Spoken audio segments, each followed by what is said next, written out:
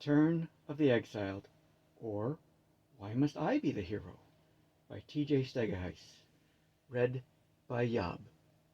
Dedicated to Kurt Reimert, whose stories inspired this work. Requiescat in pace. Chapter 19. The Battle Before the Battle. As they assembled and began training the armies, several changes could be noticed. The Mountain Legion standard could be seen everywhere. General Sard had been re-armored in chainmail with full cuirass, helmet, and tassets of steel. He looked quite dashing. King Thuriel had presented to him as a symbol of his support. A variant of the Mountain Legion standard was created for his forces. A horse that Lady Spovin was told was hers to ride bore a strange standard that turned out to be the old Spovin family crest. At this size it looked quite different than the one on her ring. A set of chainmail that she was told once belonged to a Spovin ancestor was given to Wendy. Some steel vambraces and greaves were included. With a Mountain Legion surcoat and helmet, she looked quite deadly. Chainmail is so heavy. A standard on a pole bore the same Spovin crest and would be carried by Sard's men. The army seemed to be endless to Wendy. So many men and women. Many, especially of the volunteers, were quite young, and she wondered who they were when they were not being soldiers. The crossing had to wait, as once again the winter rains had come. The sea between Luffa and Bokenshire would be too rough to cross for a couple of weeks, and they took this time to drill themselves and get used to fighting as an army. General Randon spent most evenings visiting and getting to know his niece. Wendy introduced him to Shisa, who was always there. Gina and the ladies-in-waiting chaperoned. As the Saurians were stranded here until the weather improved, Commander Hewlett often joined them, renewing his friendship with General Randon and sharing more stories with Wendy. Sard joined them once and shared the story of Bud, Riff, and other men that they had lost. Her Uncle Randon bowed his head and proclaimed them good men. "It's too bad they were lost," he said. "Such men can be hard to find." The landing at Greatport overwhelmed even that large city. So many soldiers, so much excitement left Greatport buzzing with talk for weeks. The organizing and equipping of thousands of men into the march went well, mostly thanks to the weeks of planning and drills they had done. While they were assigning the various companies into marching order, Sard stopped to talk with some of the volunteers. "Why, hello, Rill. We are a long way from Gorvel City. How is it you are not with Markin's men?" he asked. "Oh, hello, General, sir. Markin asked me to leave his company, so here I am," the man answered. "As I recall, you and he were arguing about something even as we were leaving after the coronation," said Sard. "He accused me of disobeying his orders, sir. I was fighting my way past several zombies and would have gotten there soon, but he said I was being belligerent and a laggard. I'm not a coward. Rill was babbling. Sard held up a hand to silence him. "I don't know what passed between you and Markin. It matters little. We go to fight snow giants, and we will see what all of you men are made of. If there are any doubts about your courage, the coming battle will prove them one way or another. That should satisfy your reputation, should it not?"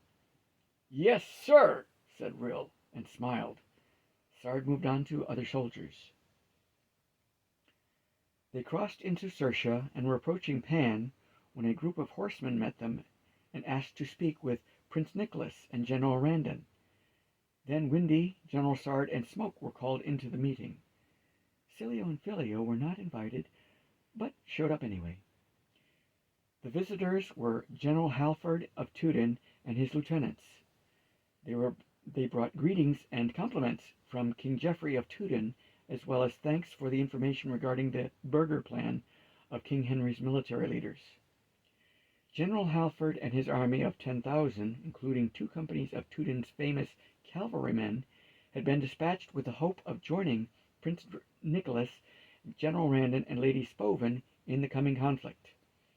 Additionally, a group of 20 priestesses from the Korpan House of Healing and around 1,000 local volunteers had joined them. General Halford intended to represent Tudun's interest in the battle and deliver a warning to those of the Falcon Legion who might still survive. King Geoffrey from now on would not permit any group or individual of or representing the Falcon Legion or King Henry's court on Tudun lands without an escort by Mountain Legion troops to ensure the peace between the two lands and peoples. King Buford of Sertia sent his greetings and blessings, but could send no men at present, as he was occupied in rounding up and removing the many Falcon Legion troops from Sertia and reinforcing the border with Tor. 2 captains, advisors representing King Buford, had also been attached to General Halford's staff, so that General Halford represented both Sertian and Tudun thrones. Prince Nicholas was, of course, delighted. He welcomed General Halford warmly and sent runners with his thanks to the kings. A column of 5,000 of King Rolof's men from Bokenshire caught up with them from the rear. King Rolof promised more troops as soon as the goblin borders were secure. Because the goblins were sending almost all their warriors to the Bokenshire battlefront, King Mathrin of Thanet felt secure enough to send 200 Thanetian archers with their company of gnomish soldiers to join Prince Nicholas. General Randon calculated that they would be invaluable in the coming fight. General Halford speculated that the goblins were eager to get access to the sea, thus the unusual effort to invade Bokenshire instead of Thanet. If the situation in Tor had not been what it was, it would have been a grand and fitting return of Prince Nicholas and General Randon to their homeland. As it was, it gave them all much needed hope. As they came down the King's Road to the bridge across the River Corin into Tor, they met a force of some 50 Falcon Legion soldiers who formed a barrier. "No Mountain Legion traders may cross into Tor," said their captain. "These are my orders." General Randon and General Halford studied the man. They looked back at the line of thousands of men, weapons bristling, and looked back at the captain. "You are aware, I assume, that Falcon Legion soldiers are not allowed into Sertia, Tudun, Bokenshire, or Luffa, Captain. Is this the Falcon Legion's counter to these proclamations?" said General Randon. "I do not believe that our respected neighbors would make such ridiculous decrees against the most honored force of arms in all Merodach," said the captain stiffly. "As a general officer of Tudun, Captain," intoned General Halford, formally, "I must here advise you that the Falcon Legion is in disgrace in as far as the thrones of Tudun and Sertia are concerned, and in deep suspicion in the eyes of the kings of Bokenshire, Thanet, and Luffa. We are here marching at the authority of Prince Nicholas of Tor, rightful king of Tor. If you do not step aside, we are authorized to take such steps as are necessary to clear this road. Do you understand?" The captain seemed to see the long line of soldiers for the first time. He looked back at his own command, so few in comparison. "I cannot honorably forego my orders," he said. "They come from the high command of Tor." "I think that you will find that the high command of Tor is no more," said General Randon. "The cause has yet to be fully investigated. If I may suggest, counsel with your men. While you will not be allowed welcome into the Mountain Legion, you could join us as volunteers and serve Tor, rather than be defeated here and serve no one." After a moment of thought, the captain turned and spoke briefly with his men. Then he turned back and said, "We feel that you speak correctly, that to die in futility would not serve Tor. We have not heard from the High Command in many moons. By joining you as volunteers, we can assure ourselves that the greater good is being served. But I must ask you, how is your Prince Nicholas entitled to the throne of Tor?" "He is the son of Prince Frederick, who is the son of King Leopold," said General Halford. Prince Frederick has been living under the protection of King Thuril of Luffa since his father's murder. Why, then, is a traitor to King Leopold and King Napier in your company? The captain asked. I am afraid the investigation into the murder proves that someone other than General Lord Thalen killed King Leopold, said General Halford. Evidence and testimonies from the time show that the king was not killed until after General Thalen was arrested, and the murderer wore the armor and surcoat of a high-ranking Balkan Legion officer. General Randon acted out of loyalty to King Leopold, not treason. At this point, General Sard and his 2 lieutenants joined them. The captain looked at General Randon. You blame King Napier, do you not? He, in fact, admitted his guilt to me when he thought he had me defeated, said General Randon. I am certain that he was quite surprised when we turned his ambush around on him. If all of this proves to be true, sir, then we owe you more than an apology for your exile, said the captain. May I keep my command intact? We are accustomed to fighting as a company. Agreed, Captain. Form up your men, said General Randon. Fall into line where you may. What about the bridge and the border? Asked one of General Sard's lieutenants. I believe that the regular patrol from Sersha will be glad to take command of the bridge and prevent any unlawful crossing in either direction, said General Sard. They have been ordered to do so already. You do not think someone will try to cross while our troops are crossing the bridge, do you? No, sir, replied the lieutenant sheepishly. The forces of Prince Nicholas, headed by General Randon and numbering more than 40,000 men, crossed the border into Tor on a fine spring day. Wendy stood up from the dead Teuton soldier and looked about. The farmer's field was now ruined and littered with dead. We should return to the van of General Sard, my lady, her one remaining bodyguard insisted. You must be protected. I have so sworn. Wendy was about to follow his advice when a low moan nearby caught her attention. Another soldier, this one still alive, lay just beyond where they stood. Instinctively she went to assess his condition and see if she could help him. He looked bad. The left side of his face was clawed up. The eye was destroyed, and his right arm was broken. He was rasping to breathe. We must get him to safety, Wendy said. She regretted her decision to leave her horse back at camp. I fear that we would be unable to carry him so far, said her companion, looking around and seeing no nearby cover, only empty fields. Scattered bodies lay here and there. A small knot of soldiers was approaching from the southwest. We cannot leave him here, replied Wendy. There must be something nearby we can take shelter in. I see no cover even for a rabbit, said her bodyguard. We cannot leave him to die, said Wendy. Let me help, said a familiar voice. I'll get him up and walking. Wendy looked up into the face of Dobrina, whom she had not seen since the Battle of Gorvel City. In mail, silver shiny as only a cleric of Hathor can keep it, the red and white cloak of the House of Healing gave her an almost regal air. She knelt, prayed, and laid her healing hands on the wounded soldier. In minutes, his wounds began to close, his arms straightened, and his breathing improved, although his left eye did not reform. I cannot get his eye back, but he can walk to safety, said Dobrina. Perhaps not, said the bodyguard. We have Grolls coming. By Hathorn's horns, swore Dobrina. Indeed, it looked as if the whole Grollish army was bearing down on them. I shall die proud to have served you, my lady, said her bodyguard, drawing his sword. And I, said Dobrina, picking up her cudgel and bracing herself. The one-eyed soldier said nothing, but stood and picked up a fallen sword. The 5 soldiers who had been following Dobrina fanned out to either side, swords or axes ready. They will move on Gorse Crossing, said Dell, Wendy's bodyguard. They will kill every man and child, then rape any woman they catch. We must reduce their numbers as much as we can.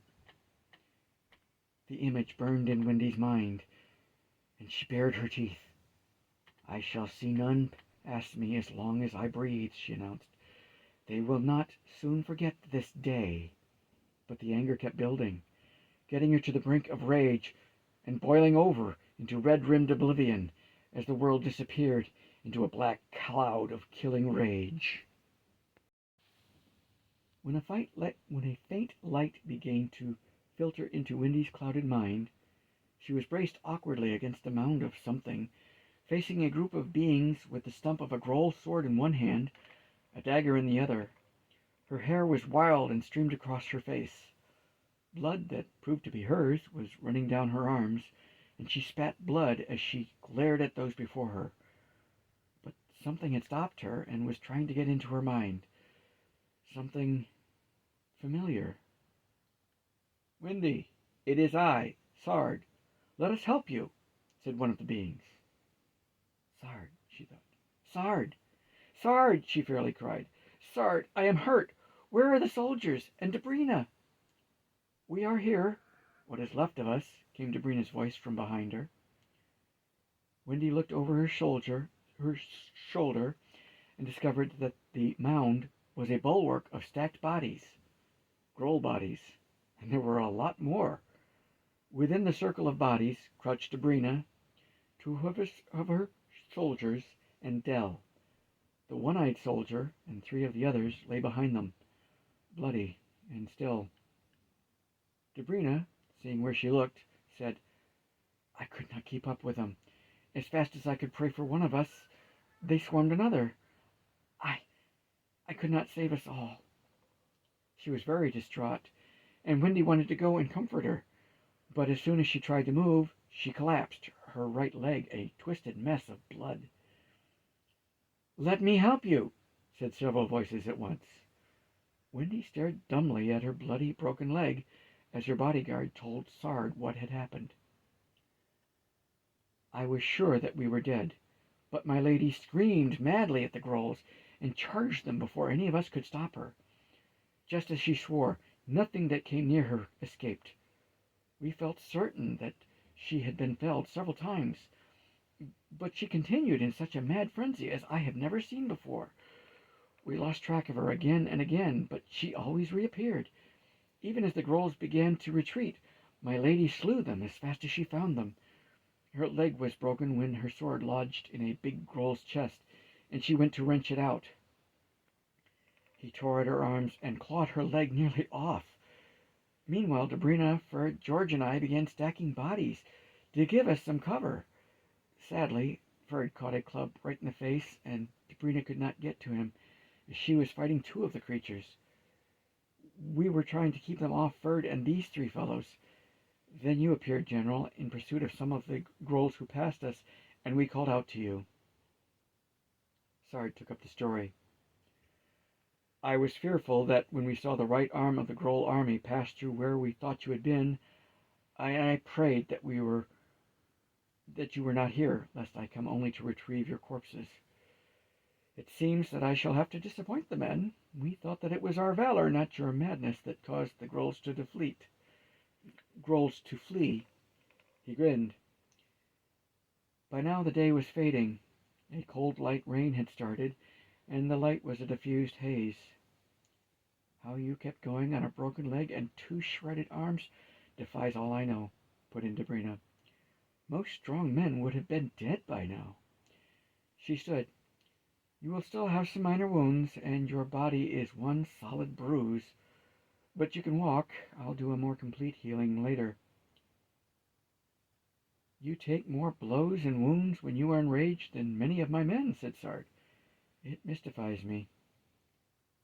"I do not know how," Wendy said honestly. "When the madness comes on me, I have no idea what I do." She looked about her for her helmet, which was missing. Sard turned to the men he had with him. "If any of you repeat what has been said here, I will personally hunt you down and cut out your tongue," he said. "Her ladyship is angry and valiant. That is all anyone need know." "Who would believe anyone foolish enough to tell what we see here?" replied one of the women with him. "We found these three hiding under a pile of corpses. That's all." "Yes," said Sard. They were hiding under a pile of corpses. That is where we found them." He turned back to Wendy. "Battle madness is fine for a soldier, but not for a lady of the court." Debrina went to the fallen men to see if any could be saved, but they were dead. "I sent out 4 bodyguards with you," said Sard. "Where are the other 3?" "Halsin fell when we found a Groll patrol. Patil and Chorg were lost when we retreated across the river," replied Wendy. As she watched Debrina, rain now dripping off her helmet, tend to the wounds of the others, Wendy suddenly found her mind clear and addressed Sard. "General, why are you here? Are we in retreat, or has the day been won?" "Neither, my lady," returned Sard formally. "The snow giants have taken a small village near here and are fortifying it. I have been trying to regroup our men that we may lay siege to their position. The retreat of the Grolls will greatly increase our chances now." "And General Halford?" asked Wendy. "Messengers relay that he was successful in preventing the giant army from splitting further. Now he has rejoined Prince Nicholas and General Randon, and they are attempting to drive the main force of the snow giants back through the pass. We must win the day tomorrow and rejoin them, or they will be sorely pressed to succeed." "General," spoke up Debrina, "are not snow giants accustomed to fighting in the blinding glare of the snowfields? Would not the dark of night and the gloom of rain be a great hindrance to them?" "Well, yes," began Sard, and then his eyes opened wider. "Yes! If we can get the men together and press the attack before light, we will have the advantage. I must get my men back in ranks and press the attack." "Your men are exhausted, General," interrupted Wendy. "We must have a means for some of them to rest while others carry the attack." "There is a farm perhaps a mile out of the village," mused Sard. "If it is still intact, we can use it as a staging and rest camp from which we will operate. Fortunately, it lies between the village and Gorse Crossing.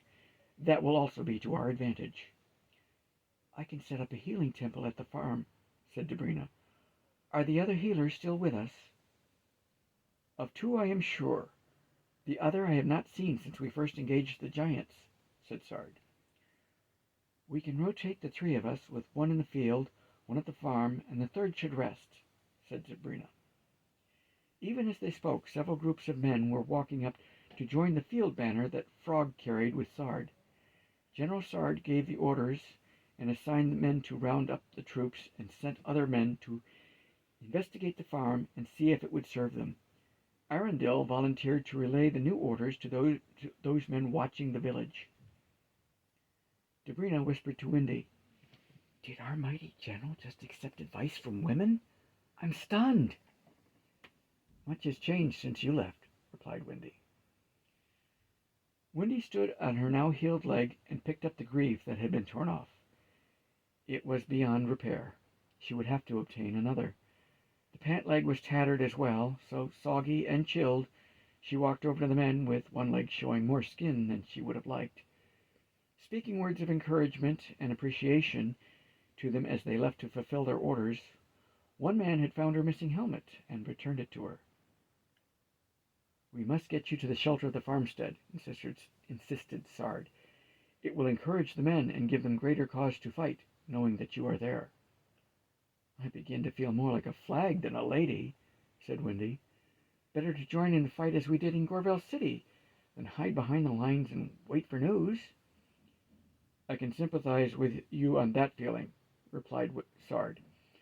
"I could never lead from a rear encampment if I could in any wise be in the press and feel with my skin the ebb and flow of battle. But for some it is necessary." "At least both of you have known life before our fellowship," said Debrina wistfully. "I grew to a woman locked in a castle, and when I refused the man my father liked as a husband, I was locked up in the temple until you freed me." She said this as she picked up her blood-soaked cudgel. "Now I shall live and fight and know that I am more than a flower unbloomed or a bird that never flies." Wendy could feel the frustration in Debrina's words.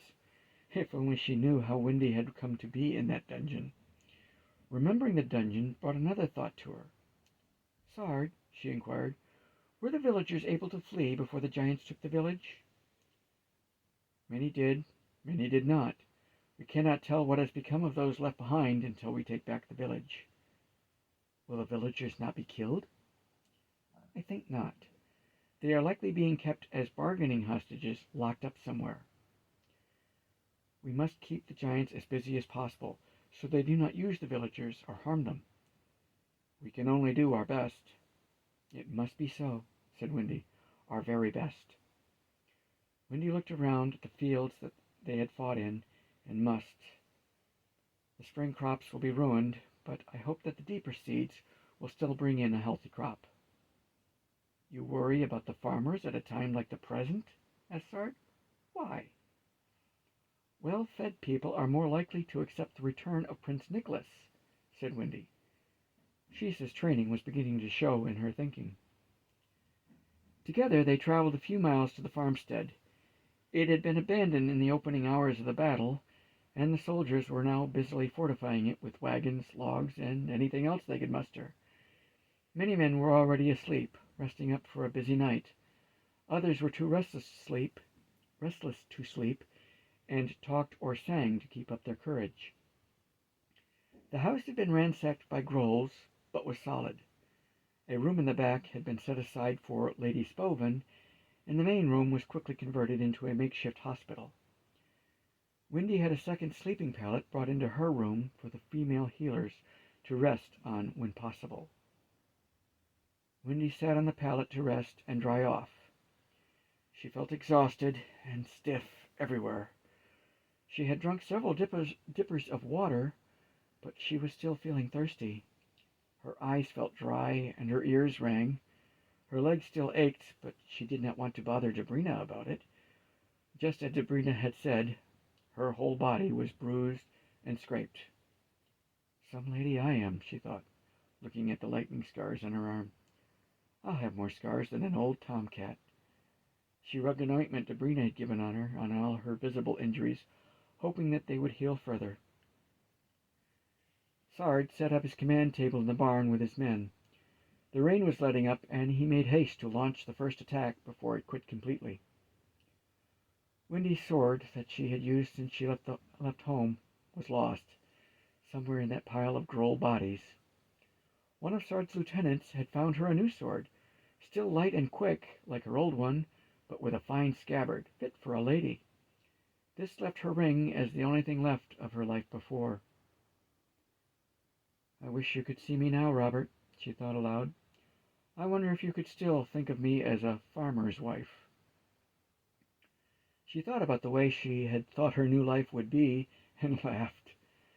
The ideas that she had let herself believe now seemed the imaginings of a child. The real world of a fighting woman was harder, less glamorous, and far more work than her farm girl self could have possibly imagined. She had learned so much more than George could have taught her, all with bruises and cuts to help her remember. With new eyes, Wendy saw how capable and skilled Sard had become. Perhaps this was the real reason his former commander had set him up to be killed. If he had sensed that Sard was a capable commander himself, the man may well have thought it better to eliminate a potential rival. Now Sard led an army of his own, and the former lieutenant of the Falcon Legion was truly in his glory.